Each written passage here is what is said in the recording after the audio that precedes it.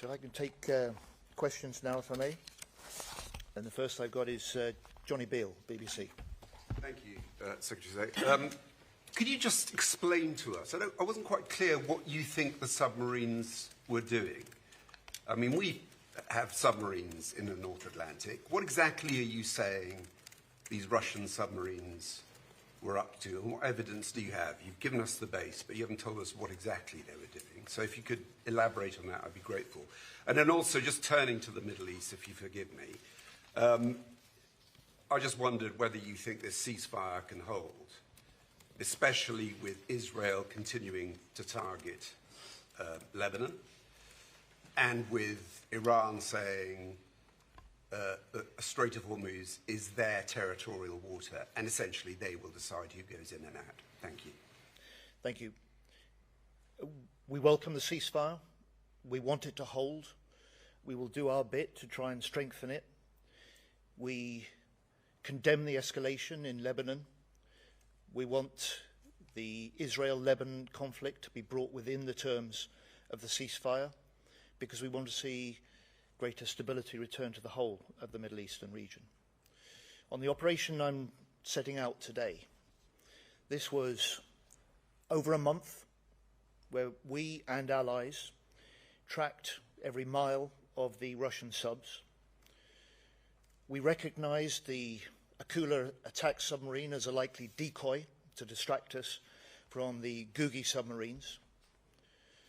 We watched the GUGI submarines as they spent time over critical infrastructure relevant to us and our allies in the North Atlantic. We watched them. We were able to track them.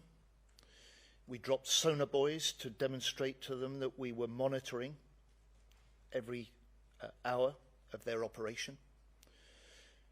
And because we were watching them, we wanted to ensure that we could warn them that their covert operation had been exposed and reduce the risk that they may attempt any action that could damage our pipelines or our cables. And I'm confident, we have no evidence that there has been any damage, but with allies we'll ensure that this is now verified. And the message to Putin is deliberate and it's clear. We see you, we see your activity over our pipelines and our cables, and we will not tolerate any attempt to damage what our way of life and our modern way of life depends on so much. Shibam Khan, ITV. Shihab Khan, ITV News. Just then you mentioned that you're confident there was no damage, but that still needs to be verified. You also mentioned when you were talking that there would be consequences for Russia and President Putin if this were to happen again. Can you elaborate what the consequences would be and what would be the reaction if you were to find that there was damage? And please forgive me, there's a second question from me as well. Considering there is now increased demand on military capabilities, not only because of the threat in the Middle East, but also, as you've mentioned, because of Russia. Are you concerned about our military capabilities, and do we have enough resource to deal with the threats that are happening across the world? So, we, having watched, monitored, tracked, we also have the ability to step up responses to the Russian incursions into our wider waters, and these were our wider waters in and out and around our exclusive economic zone, just to be clear, not our close-by shore territorial waters. But clearly, to divulge the operational options that are available to us as a UK military alongside allies is simply to make the Russians wiser, so I won't do that. We're confident, and we've got no evidence that any damage has been done to the cables or pipelines.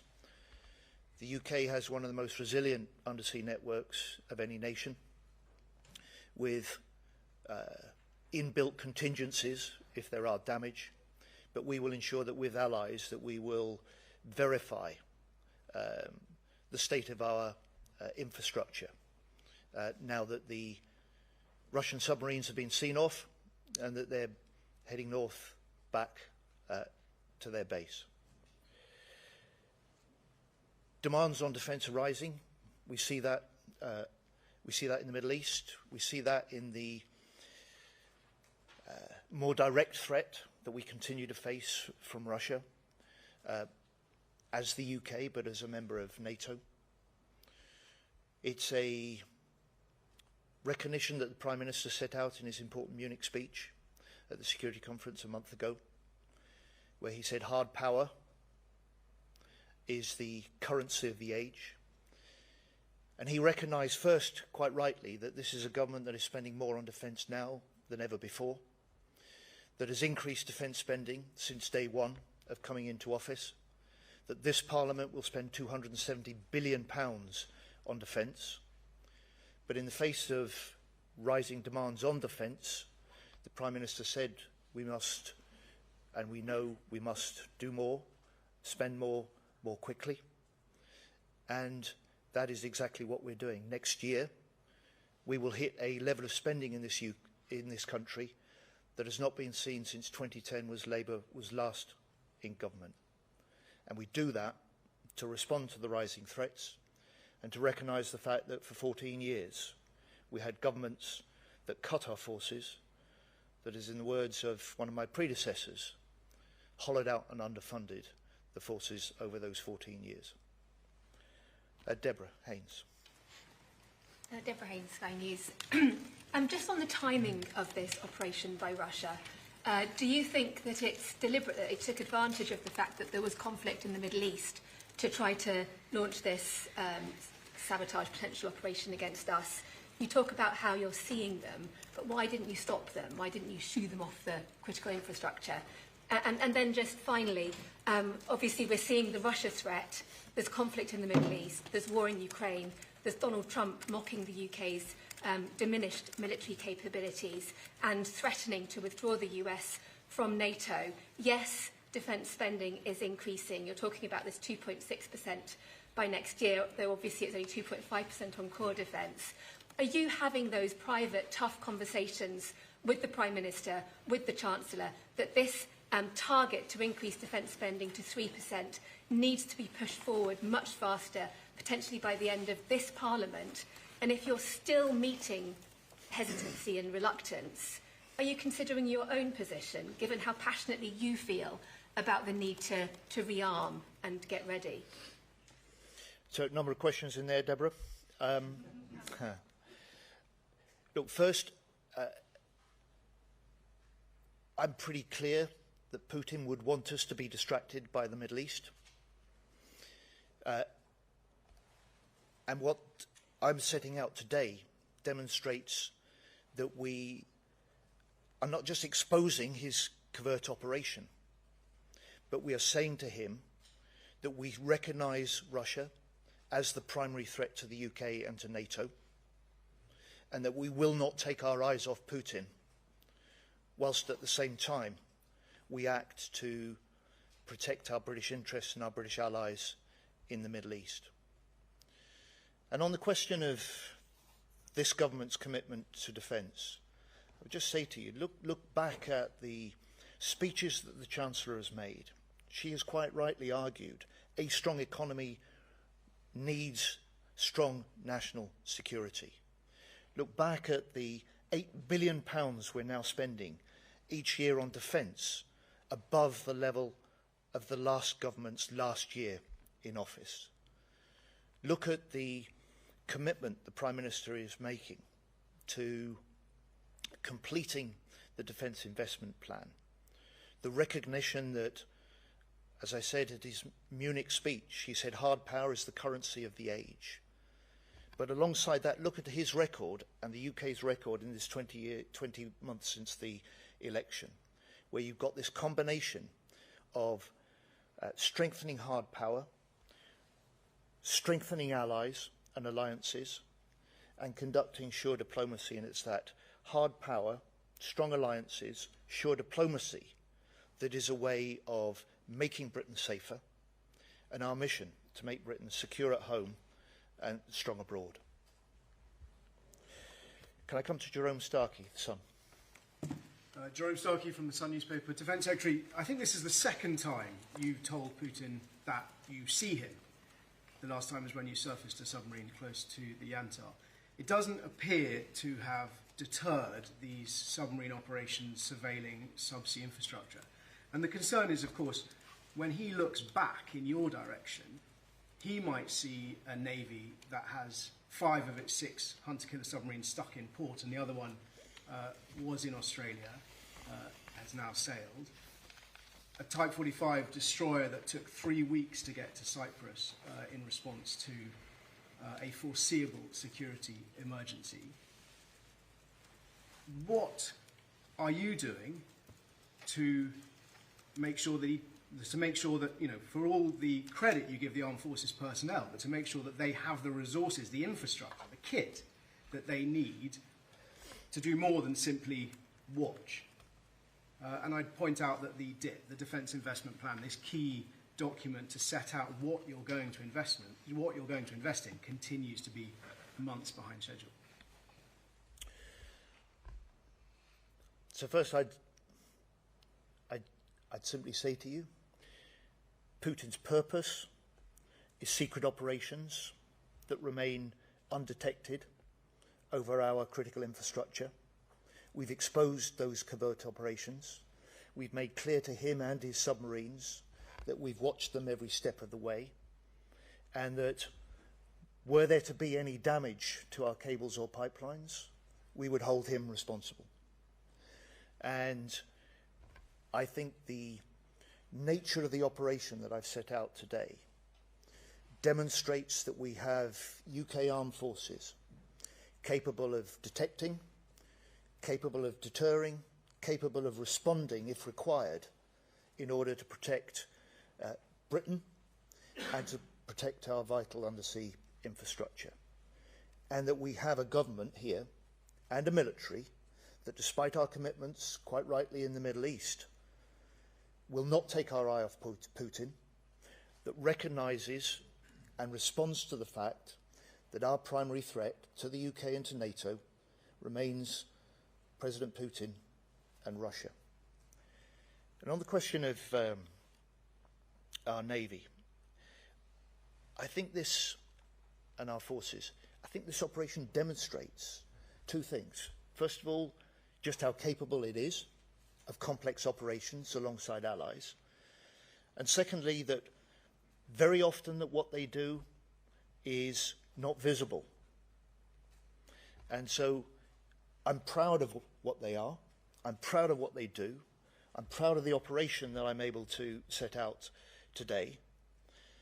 And of course, no one's pretending that over the last 14 years that the Navy's not been hollowed out, that the last government cut the number of warships, cut the number of mine hunters, delayed the renewal of our nuclear deterrent, and we can't turn that round as a relatively new government overnight.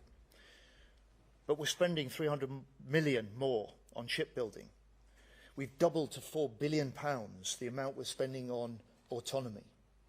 And despite the DIP still to be completed and published, which we will do as soon as possible, this is not stopping us getting on with the job.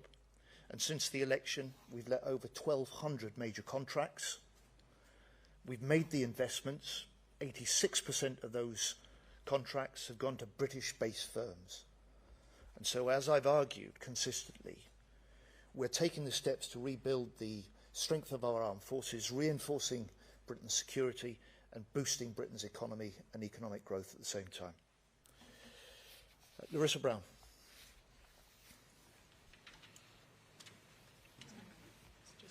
Oh, sorry. What type of cables and pipelines were the Russians looking at? And why are you letting the Russian flag vessels go through the channel when you said that you were going to stop that happening? And just very lastly, Pete Hegseth has suggested that allies such as the UK should be taking lessons, taking notes from Israel. Are you doing that? Thank you.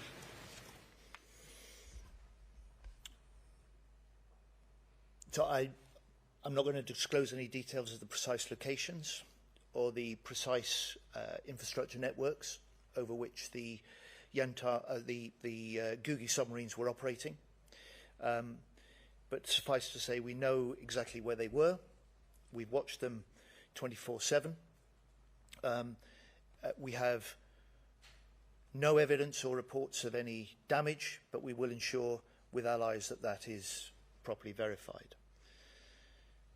Secondly, the point you make, Larissa, is a way of reinforcing the argument that I'm making. Despite all eyes being on the Middle East, despite the fact that we've reinforced our ability to defend our British interests, bases and allies in the weeks ahead of the conflict breaking out, and reinforced it further as we've seen the extent of the widespread retaliation from the Iranians. Nevertheless, our military is also defending the homeland, reinforcing the deterrence and defence of NATO, and, as you'll see next week when I chair the UDCG, standing firmly with Ukraine. And on the warships, this is essentially making the argument that whilst all eyes may be on the Middle East, Russia still poses a threat, and we will continue to do what we've done as a matter of course, which is ensure that we can escort any Russian warships through our waters, and in the case of this operation, to ensure that we can track any potentially malign activity, and that we can monitor and make clear that we have exposed any covert operations that Putin wants to mount that may threaten our vital interests. Tony Diver, Telegraph. Thank you. I want to ask you about the Russian shadow fleet being escorted through the channel. Just to push you on that, is the government comfortable with the Russian Navy operating an escort service for these ships in the English Channel? And if not, what can the government do about it? You've already said you want to stop these sanctioned vessels, but they're still travelling past the UK every day. And if I may, the government's been clear that the ceasefire in the Middle East should extend to Lebanon. Are you now considering further arms export restrictions on Israel, given their attacks on Lebanon yesterday? So on the first question, we're concentrating on what we can do alongside allies, and the Prime Minister is in the region this week discussing with Gulf countries how we and they might reinforce the strength of the ceasefire and might create the conditions in which the Strait of Hormuz could be reopened. On the question of the shadow ships, we've got a strong history as a country for sanctioning ships, individuals, and with allies we've seen two things in the last year. We've seen over 200 of the Russian sanctioned shadow fleet put out of action and forced to anchor, putting more pressure on Putin's ability to fund his illegal war in Ukraine. And we've seen the oil revenues that Russia takes from the illegal trade drop by a quarter. But there's more we can do, and as the Prime Minister has announced, we are ready, we have the military options, and we're ready to take action, not just in support of, but action with allies to interdict shadow fleet vessels. And I would just suggest to you, if the action we've already taken, the action that the Prime Minister has indicated we're ready to take in addition, is making Russia reroute its shadow ships, as it has, or escort its shadow ships with its own warships, then the stance, the military posture, the determined work that we've done, particularly with Jeff allied nations, is having an impact and making it harder for Putin to pursue his illegal oil revenues, coordinate and run his shadow fleet, and fund his illegal war in Ukraine. And we aim, with others, to put more pressure in the coming weeks and months on that activity. Lizzie Buchan, Mirror. Yesterday, Donald Trump said that NATO was not there when we needed them and won't be there again. Can I get your response to that, and are you concerned about the future of the alliance? Thank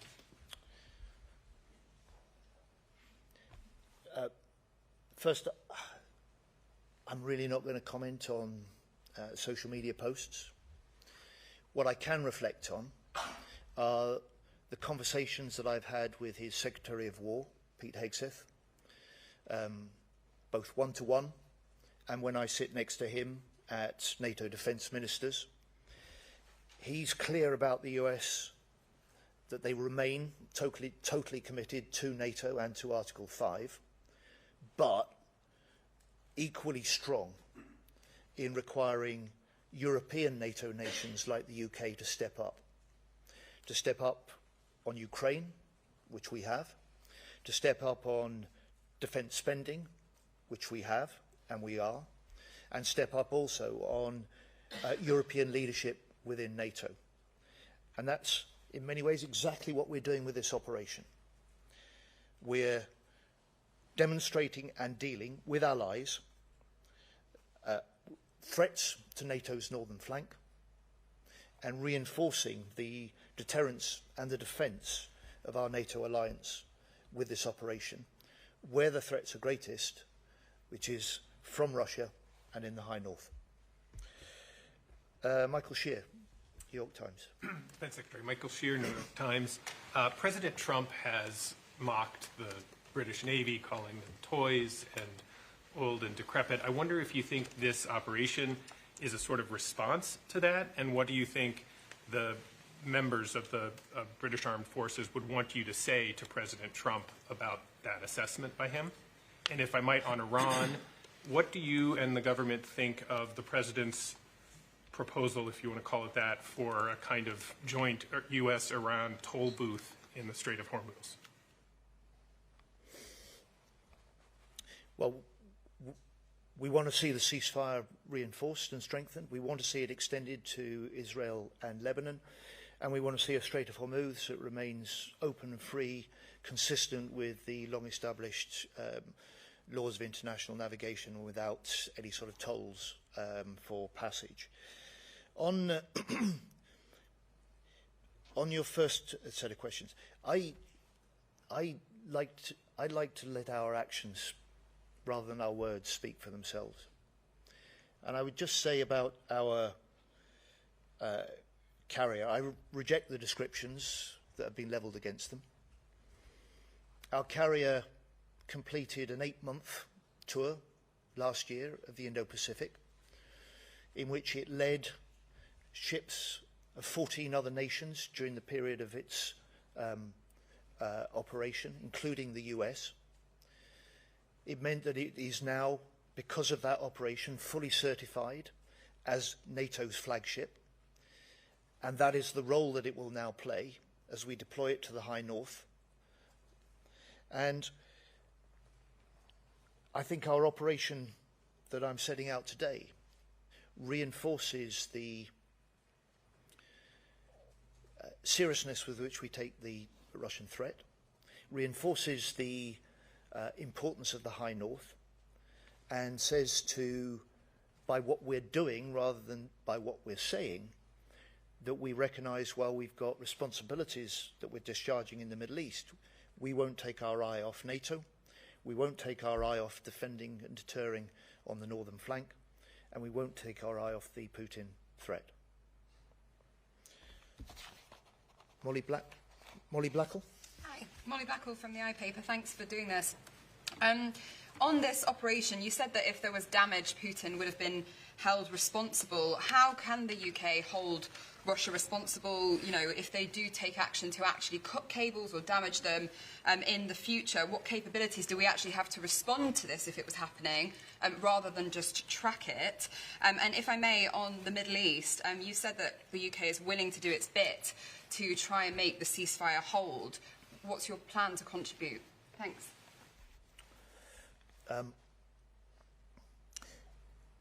Molly, I gave an answer to your first question earlier on, which is that you see a glimpse of what I've set out today of the British Armed Forces' ability to detect, to deter Russian malign activity that may threaten our undersea infrastructure.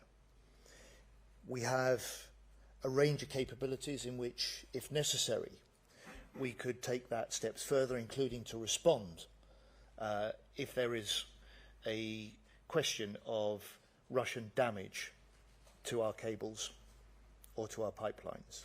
And I'm simply not going to set those out in public. It'll only make Putin wiser. But I believe the demonstration of what our armed forces have been able to do over more than a month says to Russia, you can't get away with the covert operations that you want to mount in the Northern Atlantic, in the UK wider waters, and that threaten allies as well. And on the question of our sort of contribution to the wider Middle East, you've seen in recent days. You saw last week our Foreign Secretary convene over 40 nations to try and develop a common understanding and consensus about how we can reinforce a ceasefire, how in the context of a ceasefire we can work together to ensure that the Strait of Hormuz is reopened to commercial shipping, with the confidence that that commercial shipping must have, that it will be allowed free and safe passage. You've seen this week our military planning HQ convene 30 nations looking at the potential military options that could reinforce the conditions of a ceasefire and a free and open Strait of Hormuz. And you've got the Prime Minister this week out in the Middle East talking to Gulf allies about exactly how Britain can work with them and with other allies to reinforce that drive to see stability restored to the Middle East, peace restored, and the long-term protection and security that we have to have restored also for our British interests out there in the region. Peter Walker. Hi, John. Thanks very much. You were very clear that you think the Russians took this action because of the distraction of the Middle East. The distraction came from a conflict which the UK government accepts was launched by the US without a plan, without an outcome. Everybody knows that basically Russia seems to be emboldened by the fact that Donald Trump is unpredictable, at least in what he says and sometimes in what he does. Is that a fair assessment to say, that your job is made more difficult because Putin can take advantage of the chaos caused by Trump? And on a kind of parallel point, is the Prime Minister's role in the Middle East now similar almost to his Ukraine role in being an ally and someone to kind of negotiate things where allies can actually believe what he says and know he won't change his mind the next morning? So Putin would have wanted us, I expect, to be distracted. And my purpose today is to demonstrate to him publicly that we have not been, that we have our eye on him, that we recognise he and Russia pose the primary threat to UK security and NATO security. And we also know that Putin and Russia were linked with Iran before this current round of conflict erupted. that Russia was likely sharing intelligence, that was training Iranian forces in drone technology and drone tactics. And we've seen the way that what Russia is doing to attack Ukraine is reflected in many of the ways that Iran is threatening and attacking wider Middle Eastern countries. And then finally, on the question of what now, where the UK can play a role diplomatically or in defence diplomacy in bringing countries together, in fostering a shared understanding of the threats, a definition of the sort of circumstances that may be necessary for a long-term ceasefire and opening the Strait of Hormuz. We're ready to play that role, as you've seen in recent weeks. Those options are still being developed. Those discussions are still continuing. And the circumstances within which any sort of options or actions could be taken are still rapidly developing and depend critically on this central security and stability of the ceasefire, which is why we've been so strong in welcoming it. And you've heard our Foreign Secretary today saying that we want it strengthened, and we want all nations with an interest in peace in the Middle East to play their part. Finally, got Dan Bloom, Politico. Defence Secretary, are you planning to convene more meetings of the Hormuz Coalition in the next few days, given reports that the US wants to see concrete plans out of that coalition in the next few days? And can I just come back to the question on tolls? Britain has been leading this military planning exactly to ensure that tolls can't be imposed on ships going through the Strait of Hormuz. But Donald Trump has mused about some kind of joint venture where the US can take money from tolls. So do you think he's being serious? And if he is, would we be prepared to deploy British military assets to stop tolls being imposed in the Strait of Hormuz by the US? So look, Dan, I'm really not going to get into sort of what-ifs of that nature. Just simply isn't sensible. It isn't actually doable. What I will state is very clearly what I discussed and stated when I was in the Middle East last week, in discussions with Saudi Arabia, with Bahrain, and in Qatar. And all the Gulf countries are strongly of the same principled view as we are, that a compromise of that freedom of navigation of the seas, the introduction of any sort of pay-for-passage tolls would create a potential principle that could be used and abused by others elsewhere. So we'll continue to argue for that. We'll continue to try and build a strength of international opinion behind that principled position. And in terms of any next steps or convening of meetings, we'll announce anything if that is the case in due course, and I haven't got an update on that specific question for you today. Thank you very much. Johnny, you've had plenty already. Did you mean that the Russian submarines were operating inside UK territorial waters or in the waters close to the UK? Well, I'm glad you asked, but I think you may not have heard me when I gave a very clear answer to one of your colleagues earlier on. These submarines have been operating in and around wider UK waters, and by that I mean our exclusive economic zone waters and not our territorial waters. And they've been operating in and around the waters of other allies, which is why this has been an important operation that in parts we have led, but we've conducted in particular with the Norwegians, but with other allies. And I think you've had from the information I've been able to set out an indication of how substantial, how long-running, and how complex this operation is, and how well our military have been able to respond. So thank you all very much.